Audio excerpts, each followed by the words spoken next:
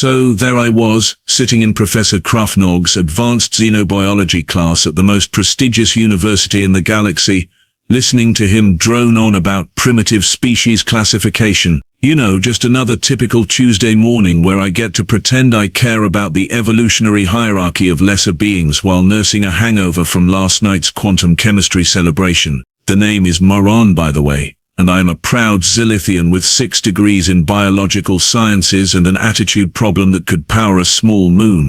Professor Krafnog, bless his 3 hearts, was standing at the front of the lecture hall with his usual pompous demeanor. His crimson tentacles were gesticulating wildly as he explained the finer points of species development to our mixed class of about 40 students. As we can clearly observe, he said in that insufferably nasal tone of his, the evolutionary scale demonstrates a clear progression from the most primitive life forms to the pinnacle of galactic civilization. I rolled all 4 of my eyes simultaneously. Here we go again, with the hierarchy speech. The lecture hall itself was a marvel of engineering, built into the side of a floating crystal mountain on Academicus Prime. Holographic displays showed rotating models of various species, while Professor Krafnog pontificated about genetic superiority. Around me sat the usual collection of galactic elite.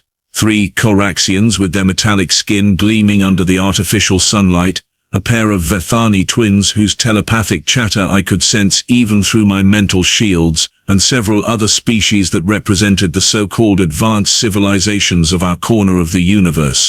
And then there was him. Brandon Torres, the human exchange student, sat 2 rows ahead of me, looking about as interested as a sedated sloth. His brown hair was messy in that particular human way that somehow managed to look both disheveled and intentional. He wore the standard university uniform, but somehow on humans, even formal wear looked like they had just wrestled a space bear and lost. The guy was taking notes. I will give him that, but I caught him doodling little stick figures in the margins of his datapad more than once. Honestly, the fact that Earth had been accepted into the Galactic Education Consortium was still a source of endless amusement to most of us. I mean, come on. These primates had barely figured out faster than light travel, and here they were sitting in classes with beings who had mastered the fundamental forces of the universe, while humans were still figuring out which end of a club to hold. Now, class, Professor Krafnog continued, his voice rising with academic enthusiasm, let us examine the case study of recently contacted species. Take, for example, the inhabitants of the 3rd planet in the Sol system. Oh, this should be good. I leaned forward in my seat, mandibles clicking with anticipation. Nothing quite like watching someone get academically dissected in real time.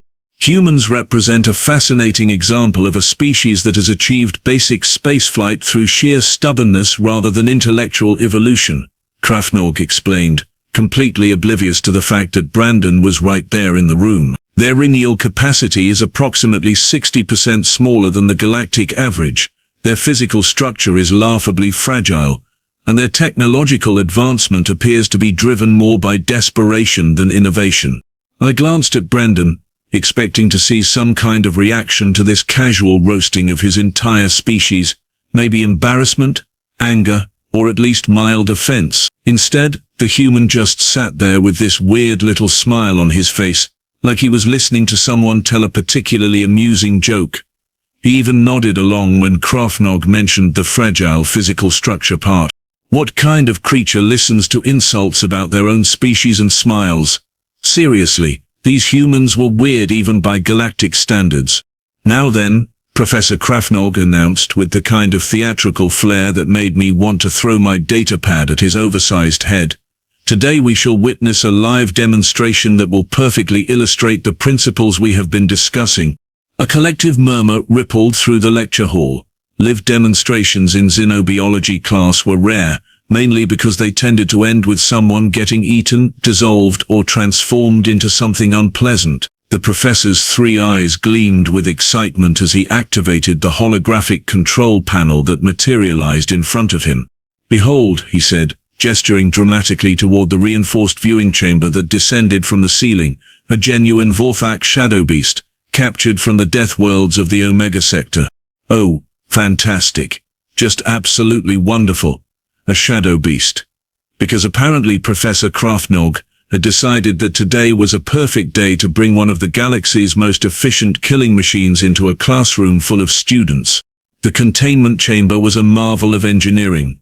I had to admit, triple reinforced transparent aluminum walls, quantum-locked energy barriers, and enough warning lights to guide a starship through a nebula. Inside the chamber, something dark and sinuous moved with predatory grace. The Shadowbeast was roughly the size of a small starfighter, with midnight black fur that seemed to absorb light itself, razor-sharp claws that could slice through battle armor like tissue paper, and eyes that glowed with an unsettling intelligence. The containment protocols are quite simple, Kraftnog explained, completely ignoring the fact that half the class had already started edging toward the exits. The creature is held within a Class 7 containment field, backed up by emergency stasis projectors, and should all else fail, emergency venting systems that will jettison the entire chamber into space. How reassuring. Nothing says perfectly safe academic environment, like having a backup plan that involves explosive decompression. I watched as my classmates reacted with appropriate levels of terror and fascination.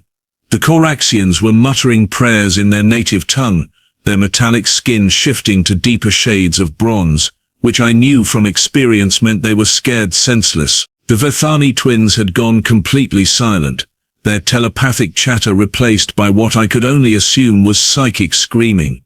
Even the usually stoic Draknari students were showing stress patterns in their bioluminescent patches, and then there was Brandon.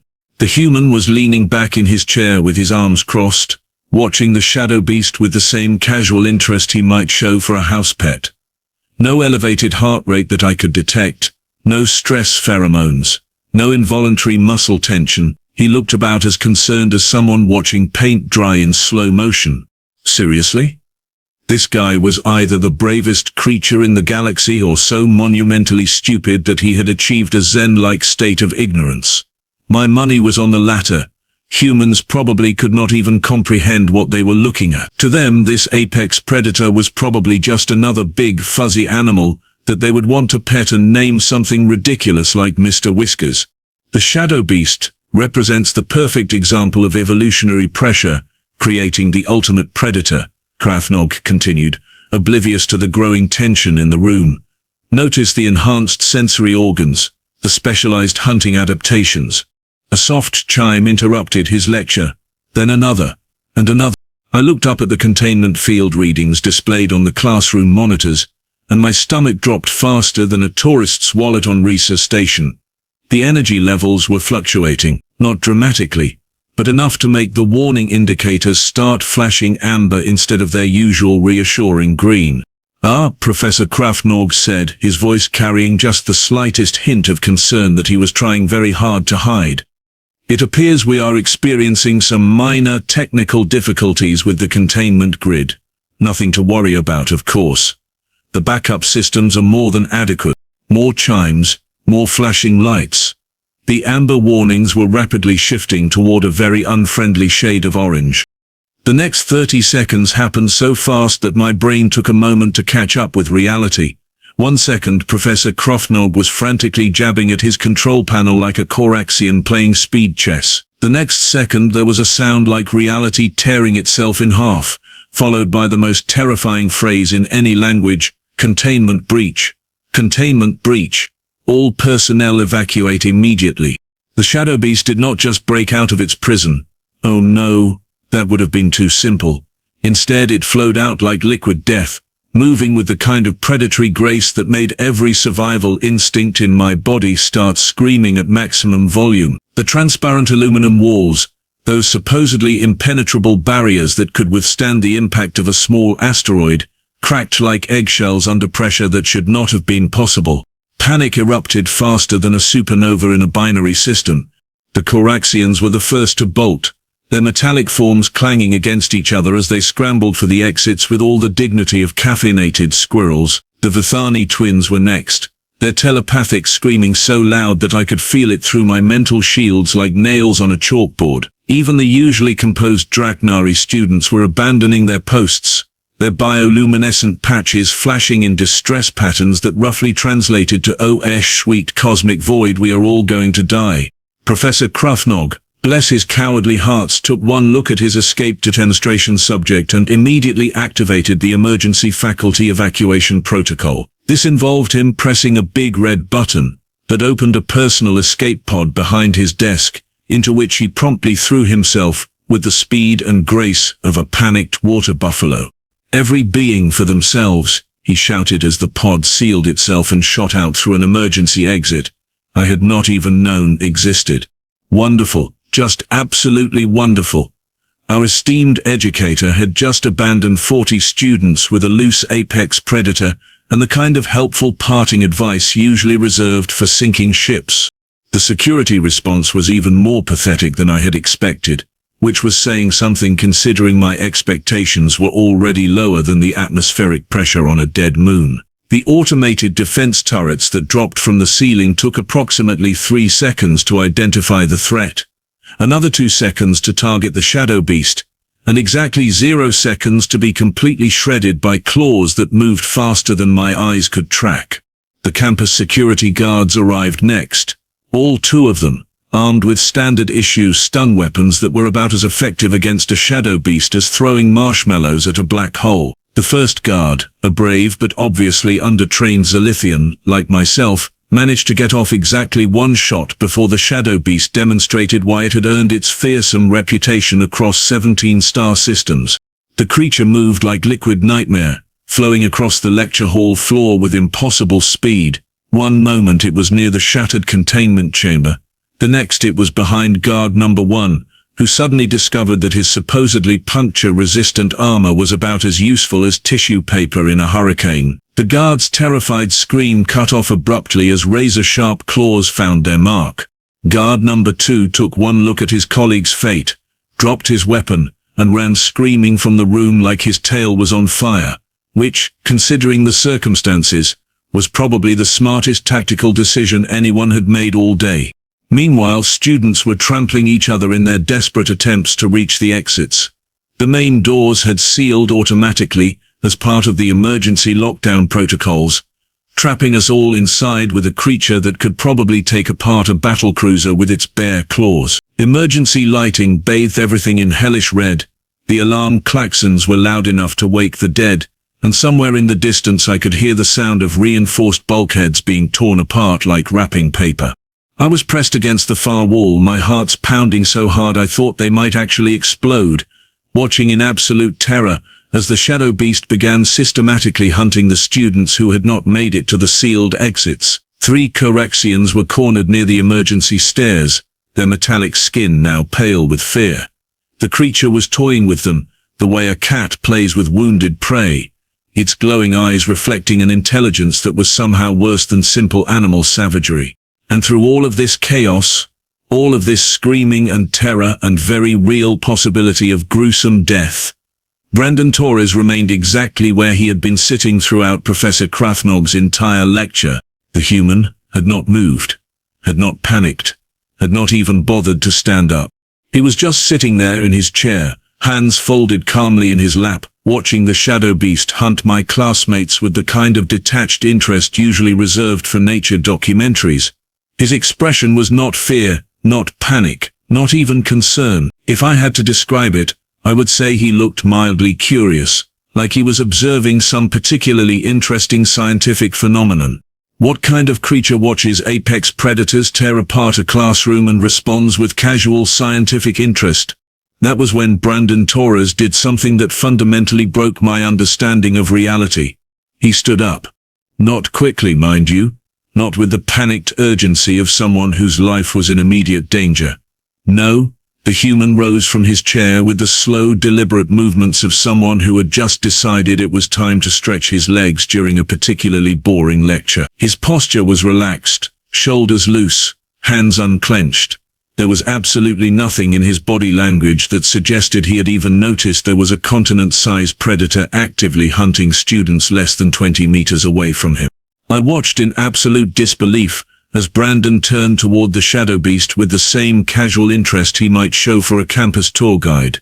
The creature had just finished demonstrating its hunting prowess on an unfortunate Draknari student and was in the process of selecting its next victim from the group of terrified Coraxians, when something made it pause. But in that bubble of space between Brandon and the Shadowbeast, everything went absolutely silent. I could not believe what I was seeing. The human was making direct eye contact with one of the galaxy's most efficient killing machines. Direct eye contact. Every sentient being in the known universe understood that you never, ever made eye contact with an apex predator unless you wanted to be immediately reclassified as lunch. It was basic survival instinct, programmed into our DNA by millions of years of evolution. Apparently, nobody had bothered to explain this to Brandon Torres. The Shadowbeast froze mid-stalk, its entire body going rigid as it locked gazes with the human. Those glowing eyes that had been filled with predatory hunger just moments before now held something I had never seen in any documentation about the species. Confusion, maybe, or recognition, or something else entirely that my limited understanding of interspecies psychology could not begin to comprehend. "Hey there, big guy," Brandon said, and his voice was so calm and conversational that it cut through the emergency klaxons like a blade through silk. "Having a bit of a rough day, are we?" I nearly choked on my own breathing apparatus. The human was talking to it, like it was a lost pet that had wandered into the wrong neighborhood, not a creature capable of disemboweling a starship crew in under 30 seconds. The Shadowbeast's reaction was even more impossible than Brandon's casual greeting. Instead of launching itself at this obviously insane biped who had just challenged it to single combat, the creature took a step backward, then another. Its predatory crouch relaxed slightly, massive head tilting to one side in what could only be described as curiosity. "Yeah, I know exactly how you feel," Brandon continued, taking a step closer to the creature that every other sentient being in the room was desperately trying to avoid. "Stuck in a box, people staring at you, talking about you like you are not even there. That has got to be frustrating." Another step closer. The Shadowbeast was now backing away from the human, its glowing eyes never breaking contact. The hunting stance was completely gone, replaced by something that looked almost like submission. No, that was impossible. Shadowbeasts did not submit to anything. They were apex predators from a death world where the primary evolutionary pressure was kill everything or be killed by everything. "I get it really," Brandon said, his voice carrying the kind of understanding tone usually reserved for therapy sessions. "Sometimes you just want to stretch your legs, show everyone what you are really capable of. But this is not the place for it, buddy. These folks are not equipped to handle someone like you." The remaining students and I watched in stunned silence as the most feared predator in 3 sectors continued backing away from a single human who was speaking to it like a guidance counselor addressing a troubled teenager. The Shadowbeast's ears, if they could be called ears, had flattened against its skull. Its tail, previously lashing with predatory excitement, had dropped low and was barely twitching. "Come on now," Brandon said, extending one hand toward the creature in a gesture that should have resulted in immediate amputation. "Let's calm down a bit. Nobody needs to get hurt today." The Shadowbeast looked at the offered hand, then back up at Brandon's face, then down at the hand again. For a moment that stretched into eternity, nothing happened. The emergency lights continued their hellish red strobing, the alarms continued their ear-splitting wail, and somewhere in the distance I could hear the sound of emergency response teams trying to cut through the sealed blast doors. Then, in a movement that shattered every preconception I had ever held about predator behavior, apex species dynamics, and the fundamental laws of nature itself, the Shadowbeast lowered its massive head and settled down onto the floor at Brandon's feet. Not crouched, not ready to spring. It actually laid down like a giant, terrifying pet waiting for its owner to scratch behind its ears. The silence in the lecture hall was so complete that I could hear my own heartbeats echoing in my skull. Every surviving student was staring at the scene with expressions of shock, disbelief and the kind of existential confusion usually reserved for philosophical debates about the nature of reality. Brandon, meanwhile, gently patted the Shadowbeast on what I assumed was its head, and the creature actually made a sound that could only be described as a contented rumble.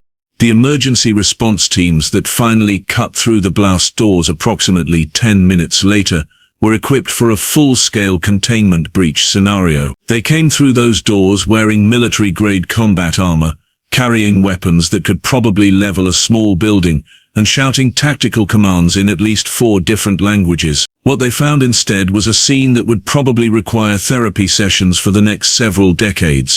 Brandon Torres, sitting cross-legged on the floor of the lecture hall, gently stroking the head of a Vorthak Shadowbeast that was purring like the galaxy's largest and most deadly house cat.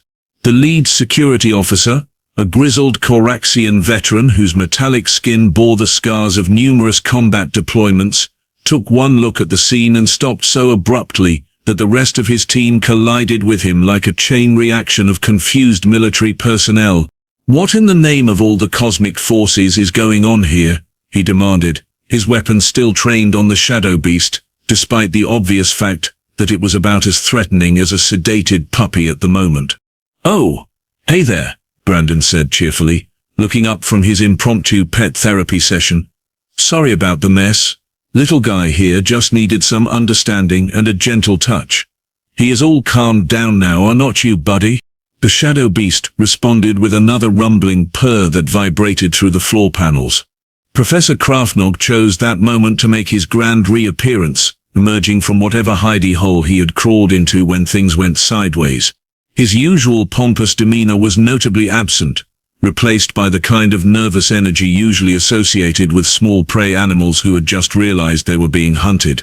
"I can explain everything," he began, his voice cracking like a teenager going through puberty. "The containment systems experienced a cascading failure due to harmonic resonance in the quantum matrix, which resulted in a complete breakdown of the isolation protocols, leading to an unfortunate breach scenario that was completely outside the parameters of acceptable risk assessment.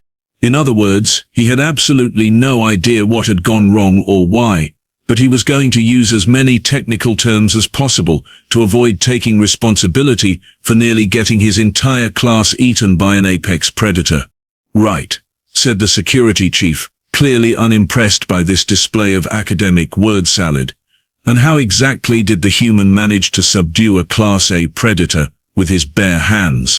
All eyes turned to Brandon, who was still sitting there like this was the most normal thing in the universe. He shrugged, a gesture that somehow managed to convey both modesty and complete nonchalance about having just accomplished something that military specialists trained for decades to handle. "Apex predator recognition," he said simply, as if that explained everything.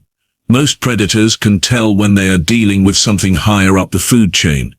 This big guy here recognized that I was not prey, so he decided cooperation was a better survival strategy than confrontation." "Wait, hold on. Stop everything. Did the human just casually refer to himself as being higher up the food chain than a Vorthak Shadowbeast? A creature that evolved on a death world where the primary survival strategy was be more terrifying than everything else trying to kill you." Brandon Torres, exchange student from a species that Professor Krafnog had just finished describing as barely evolved primates, was claiming to be apex to one of the galaxy's most feared predators. My worldview did not just shatter. It exploded into subatomic particles, and then those particles filed a formal complaint about the laws of physics. Before anyone could process this information further, another group burst through the damaged doors. These were not campus security or emergency responders. These were military personnel wearing the insignia of the Galactic Defense Force, led by a stern-looking Vithani officer whose telepathic presence felt like a cold wind across my consciousness. "Admiral Vashi, Galactic Defense Force," she announced, her mental voice carrying the kind of authority that made everyone in the room stand at attention without thinking about it. "We received reports of a containment breach involving a Class A predator. Status report." "Situation contained, Admiral," the security chief reported, gesturing somewhat helplessly toward Brandon and his new best friend. "The human exchange student has apparently domesticated the hostile entity." Admiral Vashi looked at the scene, then at Brandon, then back at the scene. Her mental emanations suggested she was running through several different databases, trying to find a precedent for what she was witnessing. "Human," she said finally, addressing Brandon directly. "Are you injured?" "Nope, all good here," Brandon replied with that same casual tone he had been using all day. Just had a little chat with this fellow about proper social behavior in academic settings. I think we have reached an understanding. The Shadowbeast chose that moment to roll over onto its back, exposing its belly in the universal gesture of submission and trust. Admiral Vashi stared at this display for a long moment before activating her communication device. "Command, this is Vashi. We are going to need a complete review of human species classification, immediately." As the emergency teams worked to safely transport the now docile Shadowbeast back to proper containment facilities, I found myself sitting in the wreckage of the lecture hall, trying to process what I had just witnessed. Humans were not the primitive, barely evolved species we had all assumed them to be. They were Deathworlders, true Deathworlders. Earth was not some peaceful backwater planet, populated by harmless primates, who had stumbled into space travel through sheer luck. It was a Class 12 death world, where the evolutionary pressure was so intense that its inhabitants had developed into apex predators, capable of intimidating creatures that made our worst nightmares look like cuddly pets. How had we missed this? How had the entire Galactic Education Consortium, with all its advanced sensors and biological analysis equipment, completely failed to recognize what Brandon Torres actually represented? We had been so focused on cranial capacity and technological development that we had completely overlooked the most important factor, predator instinct. Brandon had packed up his belongings and was heading toward the exit when Admiral Vashi intercepted him. "Mr. Torres, we will need you to submit to a complete biological and psychological evaluation for our updated species classification files." "Sure, no problem," Brandon replied with that same easygoing attitude that had characterized his entire response to nearly being killed by an apex predator. Though I should mention, this was not really that big of a deal. Back home we call this Tuesday.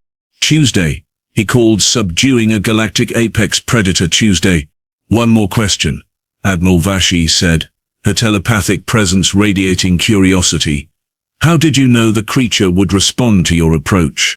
Brandon paused at the doorway, looking back with that slight smile I was beginning to realize was probably the most terrifying expression in the known universe. "Admiral, with respect, when you grow up on a planet where everything is trying to eat you, you learn to recognize your own kind pretty quickly."